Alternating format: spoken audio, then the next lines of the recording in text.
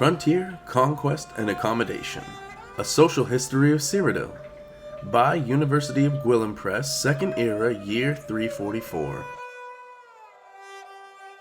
Historians often portray the human settlement of Tamriel as a straightforward process of military expansion of the Nords of Skyrim.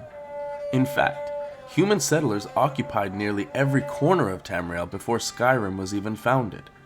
These so-called Nedic peoples include the Proto-Cyrodiilians, the ancestors of the Britons, the Aboriginals of Hammerfell, and perhaps a now vanished human population of Morrowind. Strictly speaking, the Nords are simply another of these Nedic peoples, the only one that failed to find a method of peaceful accommodation with the elves who already occupied Tamriel. Ysgramor was certainly not the first human settler in Tamriel. In fact, by fleeing civil war in Atmora, as the Song of Return states, Ysgramor was following a long tradition of migration from Atmora. Tamriel had served as a safety valve for Atmora for centuries before Ysgramor's arrival. Malcontents, dissidents, rebels, landless younger sons all made the difficult crossing from Atmora to the new world of Tamriel. New archaeological excavations date the earliest human settlements in Hammerfell, High Rock, and Cyrodiil at modern era year 800 to 1000. Centuries earlier than Ysgramor, even assuming that the 12 Nord kings prior to Harald were actually historical figures. The Nedic peoples were a minority in a land of elves, and had no choice but to live peacefully with the Elder race.